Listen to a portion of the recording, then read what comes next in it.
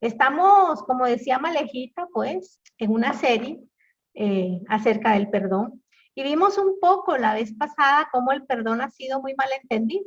Teníamos algunos conceptos totalmente errados, fruto de no dividir correctamente la palabra de Dios. Vimos cómo en Mateo 16, vimos cómo muchas veces nos han hablado de ese versículo de que si nosotros no perdonábamos a los hombres sus ofensas, pues Dios no nos perdonaría a nosotros, porque así lo dijo el mismo Jesús. Si ustedes no perdonan los pecados a los demás, las ofensas de los demás hacia ustedes, pues Dios no los perdonará.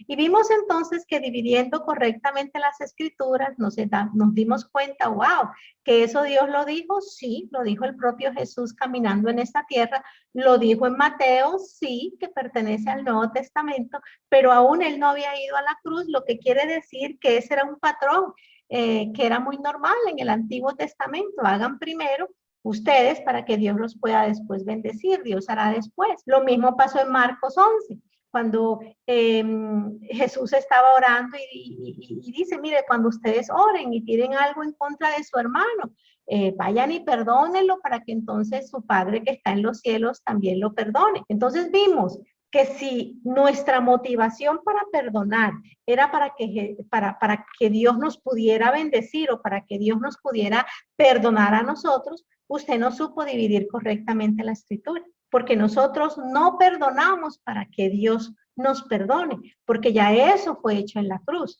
Nosotros perdonamos porque también a nosotros se nos fueron perdonados las ofensas. Entonces, es otro concepto completamente diferente al que veníamos creyendo, ¿ok? Nosotros perdonamos a los demás porque nada menos y nada más que el mismo Dios fue a la cruz para que todas nuestras cosas que no hicimos bien, el Señor se las llevó en la cruz. Y entonces ahora entendiendo eso, nosotros entonces perdonamos de corazón, digámoslo así. Nosotros sabemos que la base del evangelio es precisamente esa, el perdón. Nosotros perdonamos porque Él nos perdonó primero. Nosotros amamos porque Él nos amó primero a nosotros. Entonces vimos a través de las escrituras que lo que habíamos entendido acerca de lo que era el perdón estaba errado, ya que entendíamos el perdón de acuerdo a las escrituras que aunque estaban escritas en el Nuevo Testamento, vuelvo y le repito, relataban una historia del Antiguo Testamento y eran leyes que se aplicaban al Antiguo. Entonces estábamos perdonando con un motivo errado. Estábamos perdonando para que Dios nos perdonara, para que nuestras oraciones no tuvieran tropiezos. Estábamos perdonando con un motivo inadecuado. El objetivo por el cual un cristiano perdona es porque entiende el sacrificio de Cristo en la cruz, que también pagó por nosotros. Por amor es que perdonamos. Creíamos entonces que el perdón era dejar las cosas así. Y esa creencia, ¿qué ha sucedido con esa creencia? Esa creencia ha paralizado completamente a la gente a que tome acción. Una cosa es perdonar a la persona, pero la mala acción debe ser juzgada porque si no, la injusticia proliferaría.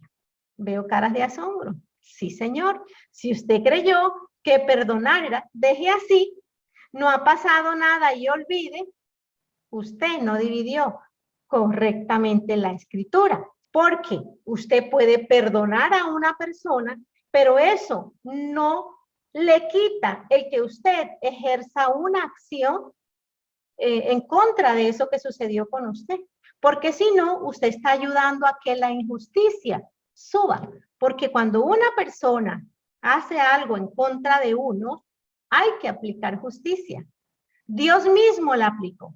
Porque si Dios no hubiese hecho esto que les estoy diciendo y les veo la cara de asombro a muchas, ¿de qué estás hablando, Suana? Sí, si Dios mismo hubiese dicho, aquí no ha pasado nada, Él sencillamente hubiese salido desde el trono y hubiese dicho, humanidad, los perdono a todos sus pecados. Pero Dios no hizo eso.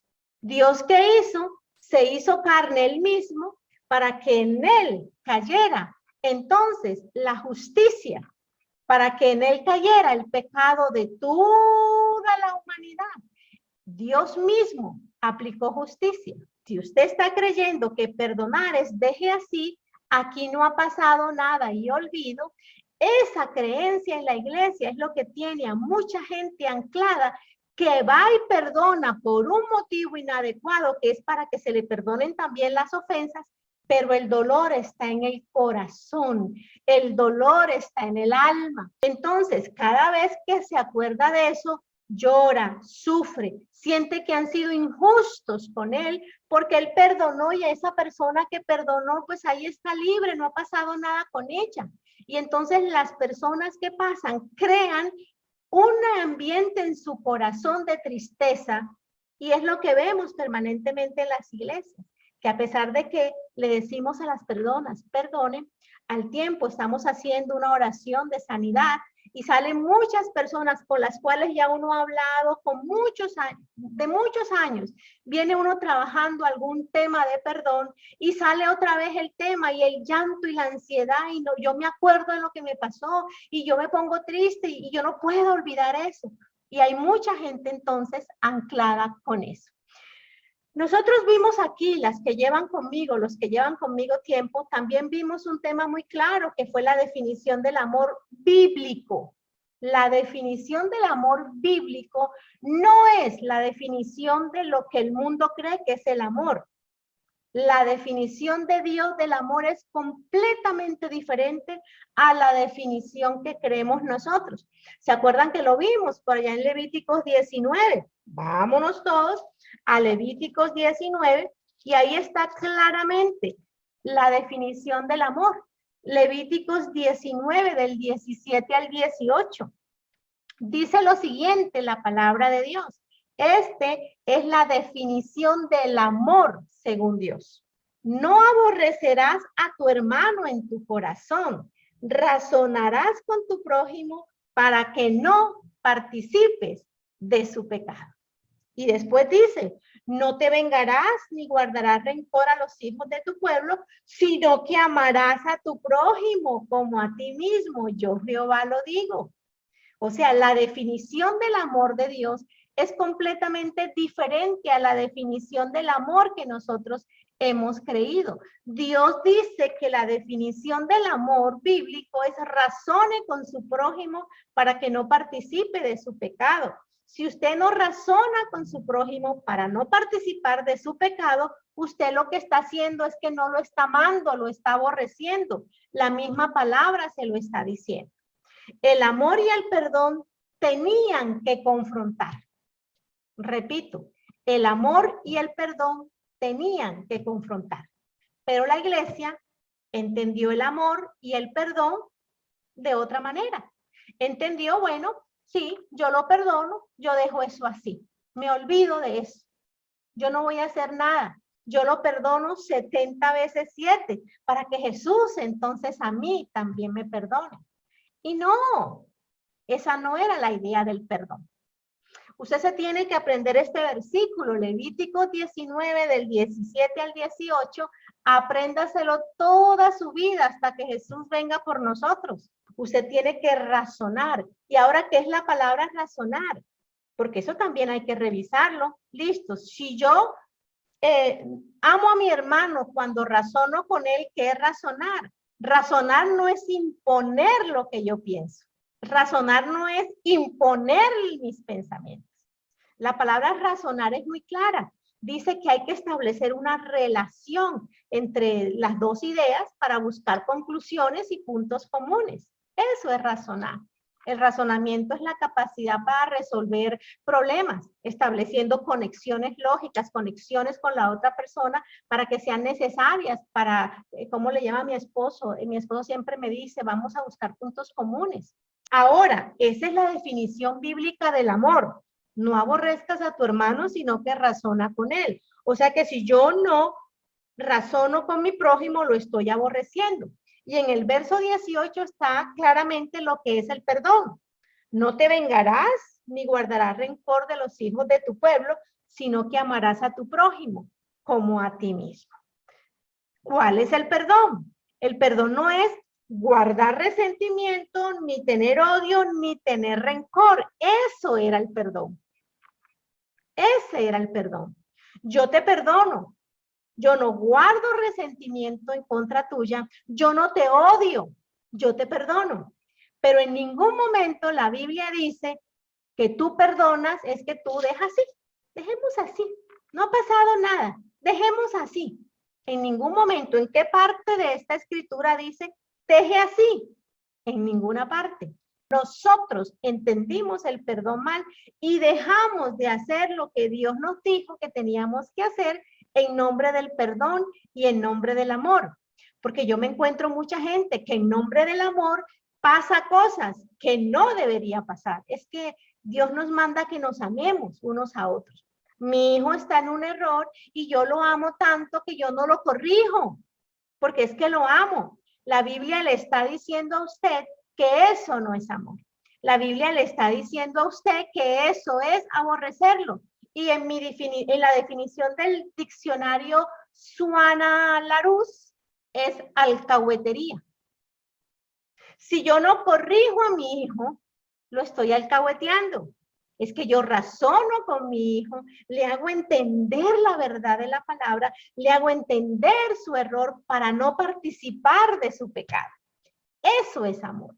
¿Y el perdón cuál es? Listo, hijo mío, yo te perdono, tú has cometido algo mal en contra mía, yo te perdono. ¿Qué quiere decir que yo te perdono? Yo no te odio, yo no te guardo rencor, pero la corrección sí te la tengo que dar, porque te amo, hijo mío. ¿Sí me están entendiendo? Hay una gran diferencia entre el amor como nosotros lo creíamos y el amor que me dice la Biblia. El amor bíblico y el perdón bíblico son muy diferentes. Ahora, la definición del perdón, vamos a mirarla. El mundo también la ha malentendido.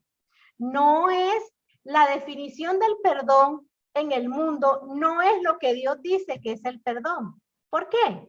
Vamos a mirar la definición. Dice, perdonar, olvidar la falta que ha cometido otra persona contra uno, contra otros, y no guardarle rencor ni castigarlo por ello. No tener en cuenta la deuda o una obligación que otra tiene conmigo. O sea, yo le presté dinero a alguien, no me pagó, yo lo olvidé y aquí no ha pasado nada.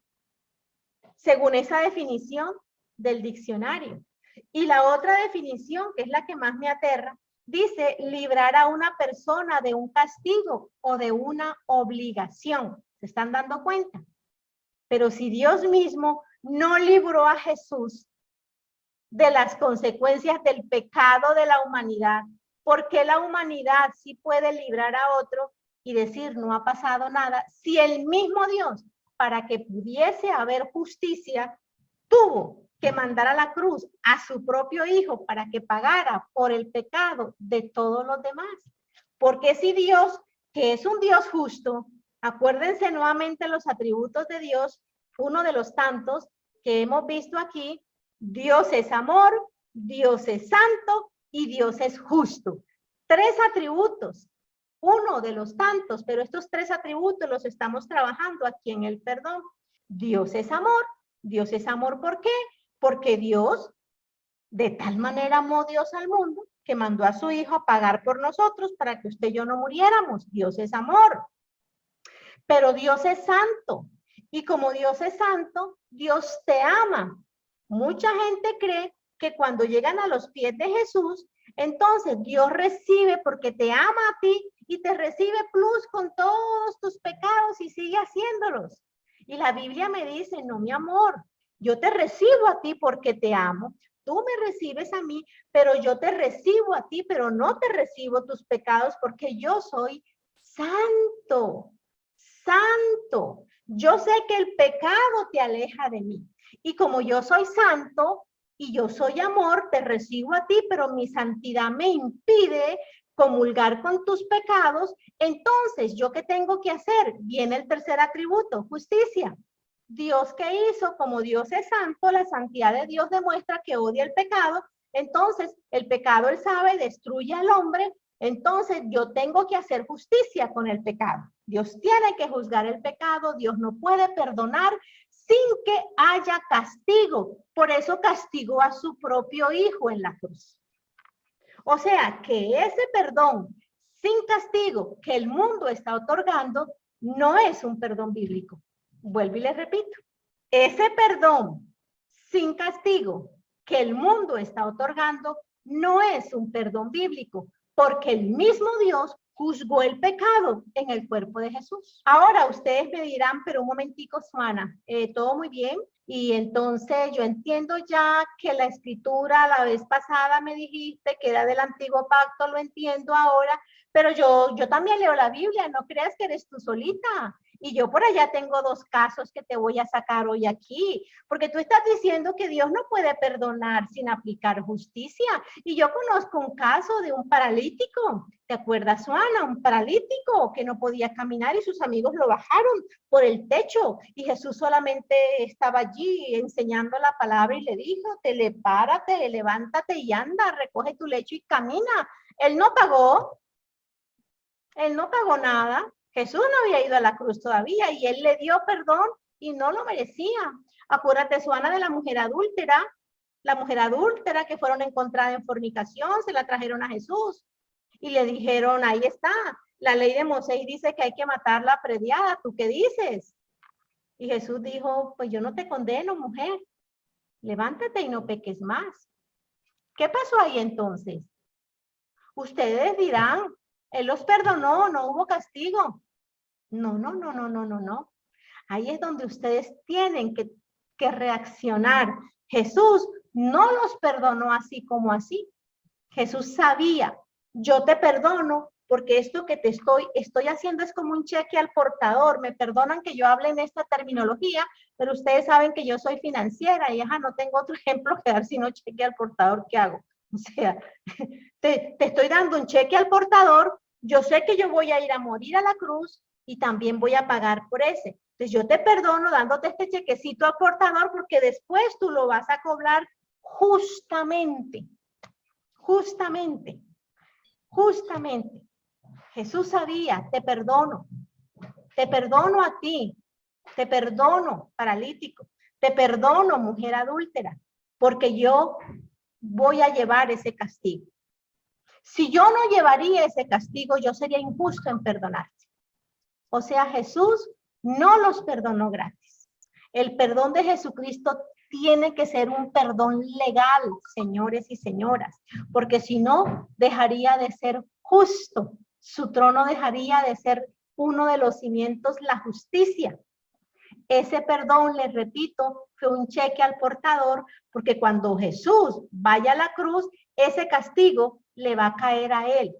Y ahora el perdón se hace efectivo y legal en la vida del paralítico, en la vida del adúltero, en la vida suya y en la vida mía.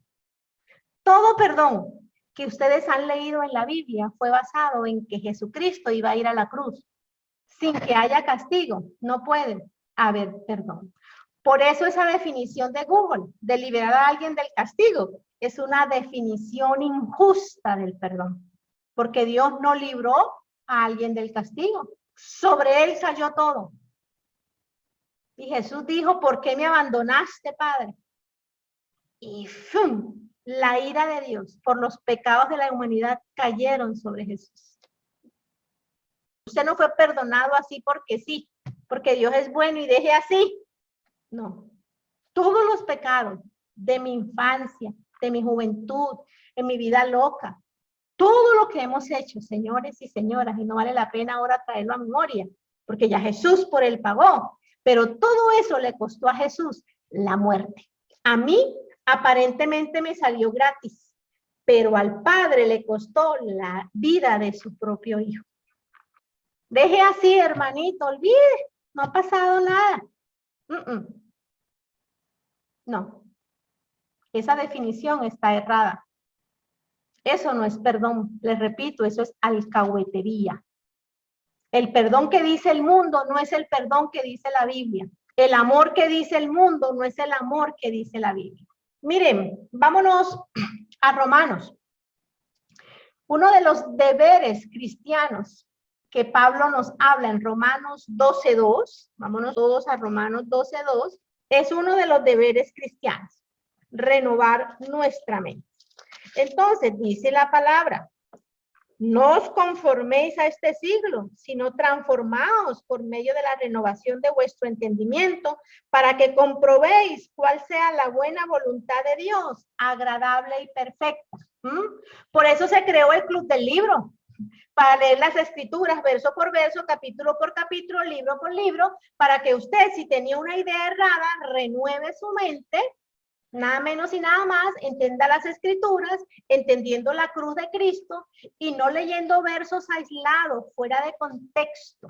Entonces, de esa manera, usted conoce la verdad y la verdad los hace libres. ¿Libres de qué? Libres de ataduras. Y con el entendimiento renovado, usted puede ¿qué? Comprobar la buena voluntad de Dios, que siempre para su vida va a ser agradable y perfecta. Yo no puedo creer que la voluntad de Dios para mi vida es agradable y perfecta cuando yo siento que Dios ha sido injusto conmigo.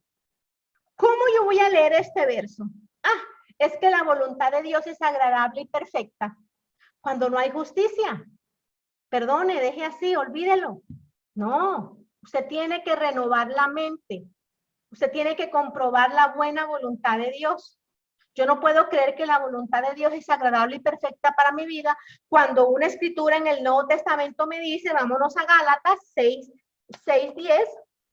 Les voy a poner este ejemplo. Leo en la NBI. En la NBI, Gálatas 6:10. Por lo tanto, siempre que tengamos la oportunidad, hagamos bien a todos y en especial a los de la familia de la fe. Ahí está. Nuevo Testamento. Estamos hablando de dividir correctamente las escrituras, ¿ok? Ese sí es Nuevo Testamento. Gálatas me está diciendo, señores, o sea, si usted tiene la oportunidad de hacer el bien, hágalo, y mayormente a los de la familia en la fe. Entonces, ¿yo cómo voy a creer que la voluntad de Dios es agradable y perfecta si yo leo ese verso y entonces un hermano en la fe tiene una necesidad X y yo tengo todos mis ahorros de toda mi vida y leo y dice, haga bien y sobre todo a los hermanos de la fe, y yo cojo mis ahorros y se los entrego al hermano en la fe para que haga, compre o monte su negocio, yo qué voy a saber, y después el hermano en la fe no aparece, no volvió, ni siquiera a la iglesia, dejó de ir para no pagarle. ¿Cómo va a creer usted que la voluntad de Dios es agradable y perfecta si usted obró de acuerdo a lo que dice el Nuevo Testamento? Que usted qué iba a hacer, haga el bien sobre todas las personas de su casa, los hermanos en la fe. Y usted obra de acuerdo a eso. Y entonces usted cree que la voluntad de Dios es agradable y perfecta. Y usted va y le dice al pastor, me está pasando eso con mi hermano. Y el hermano no volvió. Ay, pero es que usted sí también tan bobo. ¿Quién lo manda a prestarle plata a él? Perdón, pastor, pero si el Nuevo Testamento me está diciendo que hagamos al hermano en la fe, que si estoy poniendo un ejemplo, usted lo estafan, el hermano en la fe no aparece y usted perdió sus ahorritos de su vida. Usted dígame, ¿cómo se va a sentir usted conforme con Dios en una oración si Dios le está diciendo que toda la buena voluntad de Él es agradable y perfecta, pero yo siento que me acaban de estafar y entonces yo no creo eso? Yo no creo eso. Si yo no entiendo, si yo no tengo la sabiduría suficiente, si yo no corro a los pies de Cristo, Señor, explícame, ¿qué pasó aquí? ¿Qué hice? Yo solamente hice lo que la palabra de Dios decía.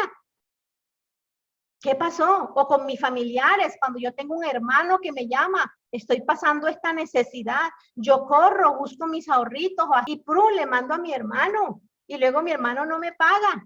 Y la buena voluntad de Dios es agradable y perfecta para tu vida. Yo me lleno de amargura. Yo no sé si ustedes no, pero yo sí. Yo creo que la única carnada aquí en este grupo como que soy yo. Porque a mí sí me daría mucha piedra eso.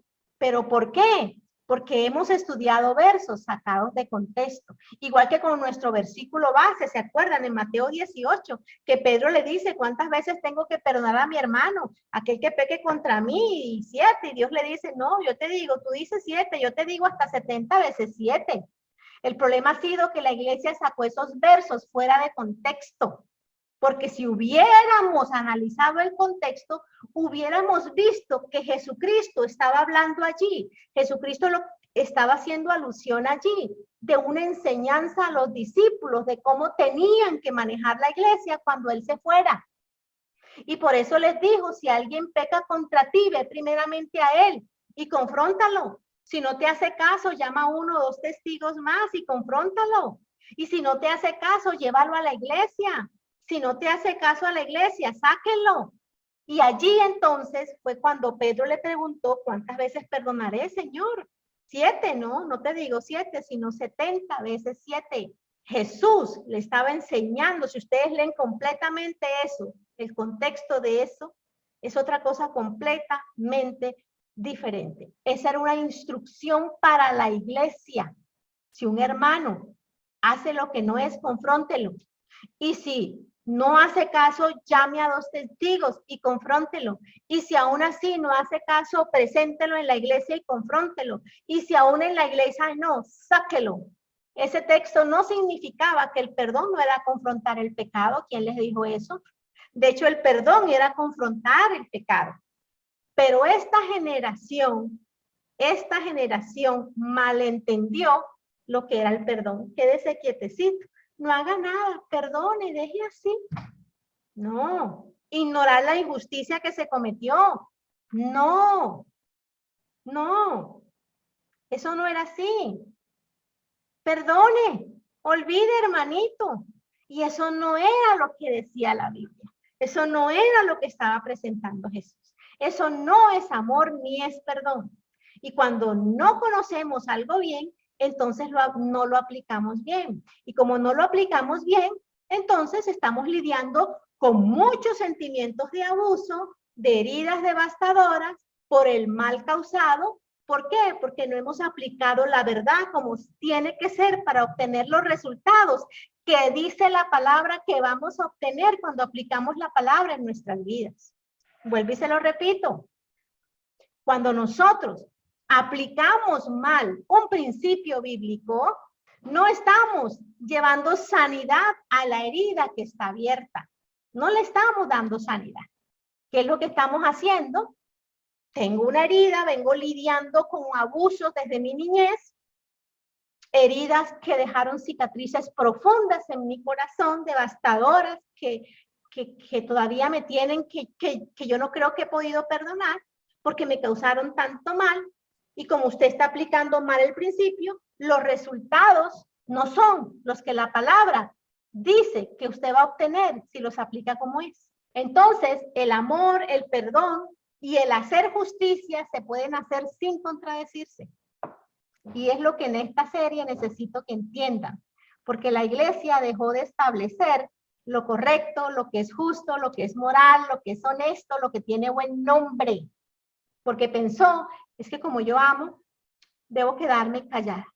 Entonces, deje eso así, el tiempo dirá, Dios verá. Eso no es lo que la Biblia dice. Dios verá no, porque Dios le dio la autoridad a usted como hijo de Dios, a nosotros como iglesia para ejercer justicia. Y cuando no lo hacemos, perdón, sino que Dios verá, es allí donde el mal prolifera. ¿Se acuerdan que la vez pasada les dije, no les voy a explicar este versículo, se los voy a explicar la próxima vez cuando estábamos hablando de Lucas 17? Cuando los discípulos dicen, ay, dame más fe, ¿se acuerdan? Que lo vimos en la clase pasada. Vamos a hablar un versículo antes de que Dios dijera eso. Vámonos todas a Lucas 17. Lucas 17, 4. Yo creo que no están perdidos, ¿cierto? Háganme señitas de que todo va bien. Todo va bien, listo, perfecto, Orlando. Muy bien. Lucas 17, 4. Y si 7 veces al día pecare contra ti y 7 veces al día volviera a ti diciendo, me arrepiento, perdonable. Y entonces los discípulos decían, no es estándar, yo no puedo aumentar en nuestra fe. ¿Qué dice? Un verso antes de ese. Miren el 3. Mirad por vosotros mismos. Si tu hermano pecare contra ti, ¿qué dice? Deje eso así, no ha pasado nada, Dios verá. Ay, hermanito, no sea vengativo, calle esa boca, no diga nada, deje así, olvídelo, deje así. Así dice la Biblia, deje así. Un verso antes de haber dicho, si 7 veces te pide perdón, 7 veces, perdónalo. Deje eso así, no. Jesús me está diciendo, mira por vosotros mismos. Si tu hermano pecare contra ti, repréndele. Pero si se arrepiente, perdónalo. ¿Sí están viendo la diferencia? Si pecare contra ti, deje eso así. Dios verá. No, repréndele. Repréndele. ¿Quién es culpable de esta mentira en la iglesia? Nada menos que Satanás, que es bien astuto, mentiroso, engañador, serpiente antigua, miserable, cochino, guache y todos los adjetivos calificativos que ustedes quieran ponerle. El mismo Satanás se infiltró en la iglesia trayendo unas enseñanzas completamente equivocadas, diciendo que el perdón y el amor era aceptar cuando nunca ha sido así, no lo es y no lo será. Satanás lo que está haciendo es torciéndola, sacándola de contexto para que nosotros pequemos y no curemos nuestras heridas de situaciones que nos han hecho y no perdonemos por el motivo que es y estamos perdonando con el motivo que no es, pero la herida sigue aquí porque no entendí exactamente cómo aplicar la escritura. O sea que si usted tiene una persona en el ministerio que lucha con esta situación es porque no ha entendido el perdón.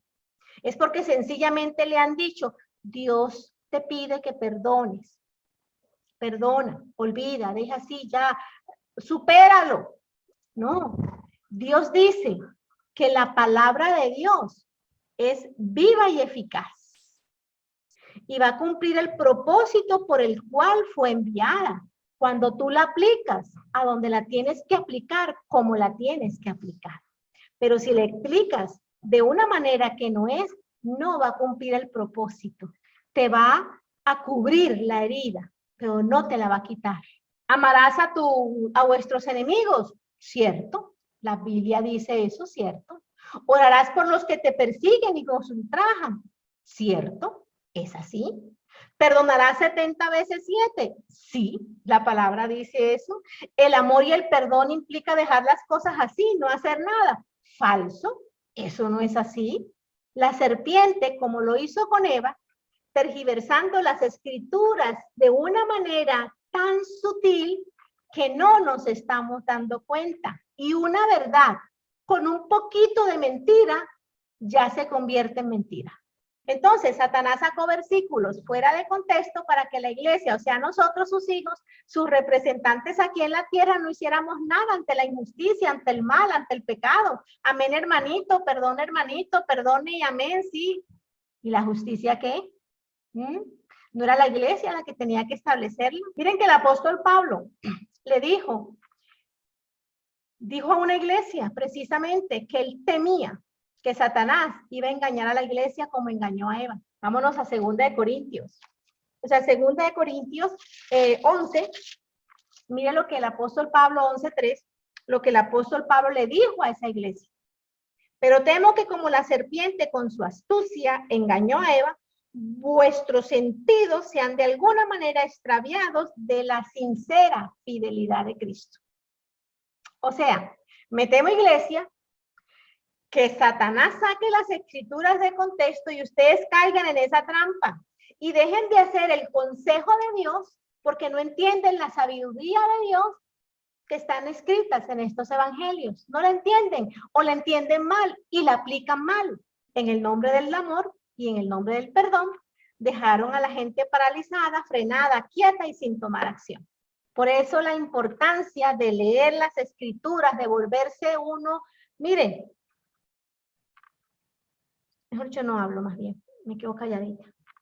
Pasemos de tema. Iba a decir algo, porque sí, uno se esmera porque ustedes ofendan y a veces uno dice, pero es que estas berracas, uno aquí sacando tiempo y de trasnochando y haciendo cosas y las berracas ni vuelven. ¿Cuántas personas yo extraño hoy aquí? Gente que sé que tiene dolores en su corazón y no están aquí para que puedan ser sanadas, curadas, y puedan entender la palabra y puedan aplicar el sabio consejo de Dios a sus vidas. Ustedes saben quién es esta persona. Alcen la manito quien lo conozca.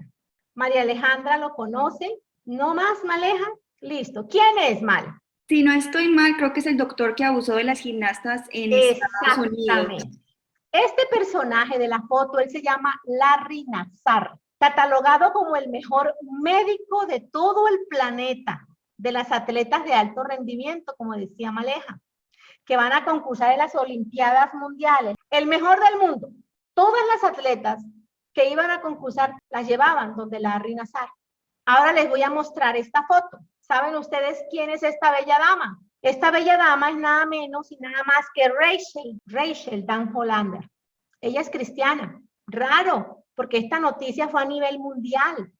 Rachel es cristiana. Rachel fue atleta de alto rendimiento y ella a principios del año 2000, por eso me extraña que muchos no conozcan la historia porque esto pasó hace poco, recientemente, ella denunció a Larry Nassar por haberla violado desde que llegó cuando ella tenía 6 años y era atleta olímpica. Y una vez que ella entonces lo acusó, que denunció a Larry Nassar, aparecieron entonces en serie 1, 2, 3, 4, 5, 6, 7, 8, casi 300 niñas que también les había pasado lo mismo con este médico, que las venía violando desde que llegaron, desde que eran niñas. Yo me vi la conferencia de Rachel.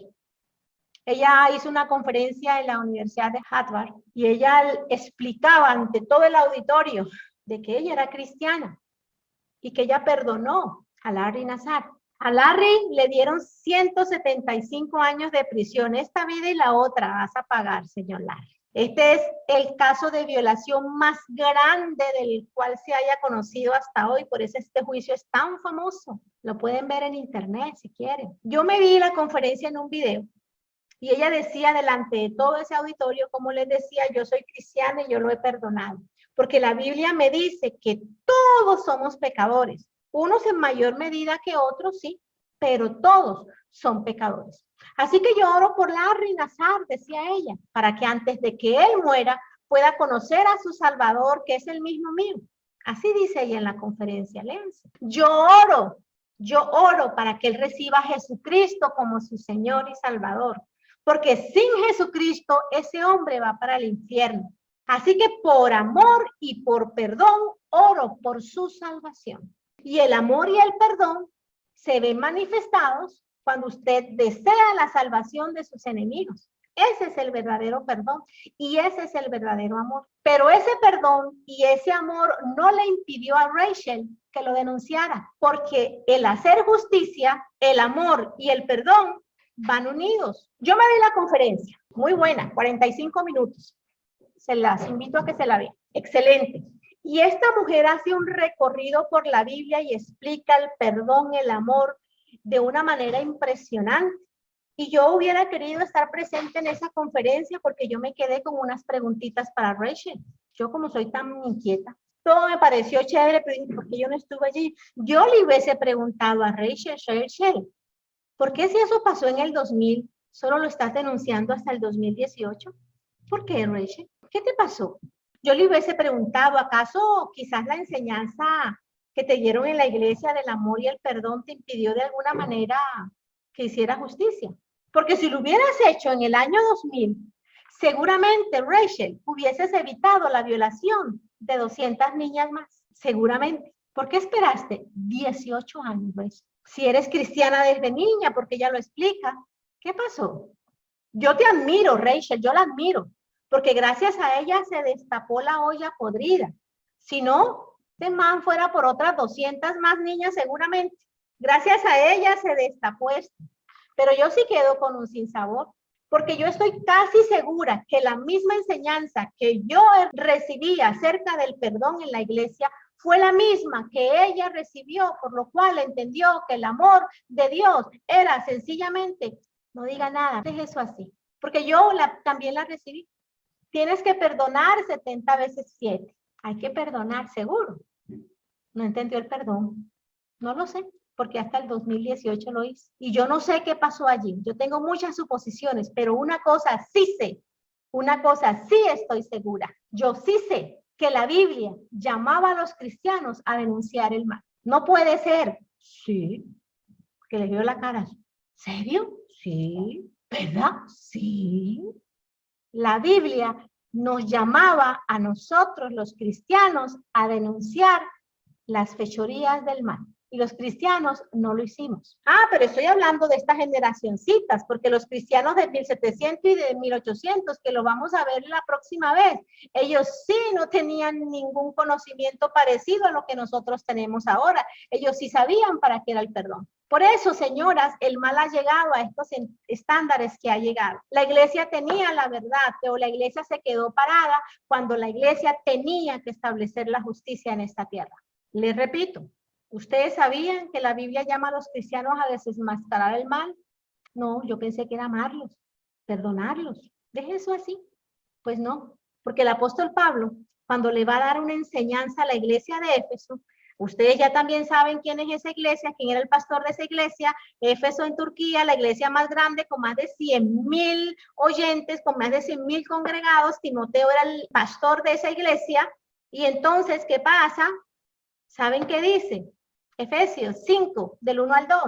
Mira lo que dice. Sed pues imitadores de Dios como hijos amados. Y andad en amor, como también Cristo nos amó y entregó a sí mismo por nosotros, ofrenda y sacrificio a Dios en olor fragante. Empieza diciendo, anden en amor. Pablo está explicando aquí cómo es ser hijo de luz, andar en amor. Está hablando del amor. Anden en amor, sean imitadores de Dios. Y empieza a hablar del amor, pero miren lo que dice en el verso 11. Y no participéis en las obras infructuosas de las tinieblas, sino más bien deje así. Los cristianos estábamos llamados a deje así, perdone. El mismo apóstol Pablo dice, no participéis en las obras infructuosas de las tinieblas, sino que repréndelas. Miremos otras versiones, ahora sí las voy a utilizar. La Biblia de las Américas. Mafer, ¿dónde andas?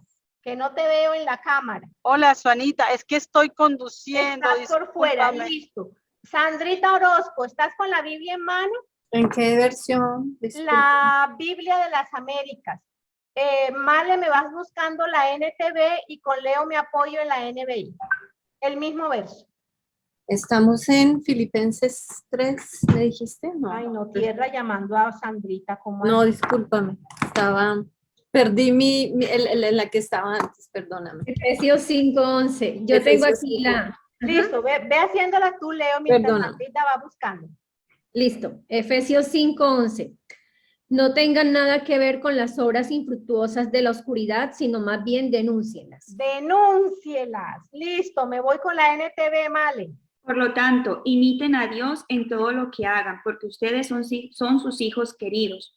Vivan una vida llena de amor, siguiendo el ejemplo de Cristo. Él nos amó y se ofreció a sí mismo como sacrificio por nosotros, como aroma agradable a Dios. Ahora el 11, ¿no? A ver, Male, otra, tierra llamando a mal. Esa es la de NTV. Y la del 11 dice, no participéis en las obras inútiles. Me va a tocar irlas a vigilar a la casa porque se me están durmiendo. Ya. Efesios 5, verso 11. Yo también te dije los dos primeros versículos, No, el 1 y quiero el 2. 11. Bueno, no participen en las obras inútiles de la maldad y la oscuridad. Al contrario, sáquenlas a la luz. Sáquenlas a la luz, repréndalas. Sandrita, ¿qué dice tu versión? Y no participéis en las obras estériles de las tinieblas, sino más bien desenmascararlas. Desenmascáralas, repréndalas, sáquenla a la luz. Ay, ay, ay, ay, ay. ¿Sí ven qué diferente eso del amor y del perdón? Quietico, pasivo, no haga nada, Dios verá. Y aquí las orden para la iglesia era otra completamente diferente. La orden era, mire, usted no va a participar. Habla del amor, todo lo que hay atrás es del amor, pero también dice, usted no va a participar de los actos sin fruto que se hacen en la oscuridad, sino que más bien va a denunciarlas, va a desenmascararlas, va a sacarlas a la luz, va a denunciarlas. ¿Sí ven la diferencia, Dios mío? ¿Sí ven la diferencia? Porque a la iglesia se le había enseñado, perdone, deje así, no haga nada, ámelo, déjelo así. Así hemos estado, un versículo sacado de contexto para que el mal ¡fum!, se elevara como hasta ahora se ha elevado, terrible. Satanás que nos hizo creer que cuando amábamos y perdonábamos no debíamos sacar a la luz, ni denunciar, ni sacar, ni desenmascarar el mal, ni la injusticia, lo incorrecto, el pecado grave, porque dejamos de hacer nuestro llamado. Cuando usted ama y perdona, no tiene que sacrificar la justicia. Usted puede amar y perdonar a alguien deseando su salvación, pero aplicando justicia por el pecado. ¿Me comprendieron? ¿Quieren seguir aprendiendo sobre esto? Bueno, no se pierdan la próximo programa por el mismo canal y a la misma hora, pero más despierticas, por favor, porque es que yo me estoy preocupando. O yo no sé, porque están aburridas, durmiéndose. O sea, no están pillinas, esto es así, agiluchas, como las águilas, ovejas ninjas. ¿Dónde están mis ovejas ninjas? ¿Ok? No, no era esto. No era esto. Ahora le digo, usted escuchó la primera serie, perdone porque usted ha sido perdonado. Si usted se fue y actuó solamente con esa luz, usted tiene las escrituras desniveladas. Ahora usted escuchó la segunda parte y se va desaforado a aplicarla. Solo la segunda parte tiene desniveladas las escrituras y se va a ejercer justicia como loca y loco. Y esa no es la idea. Por eso yo les dije, son las 3 enseñanzas para que puedan nivelar las escrituras.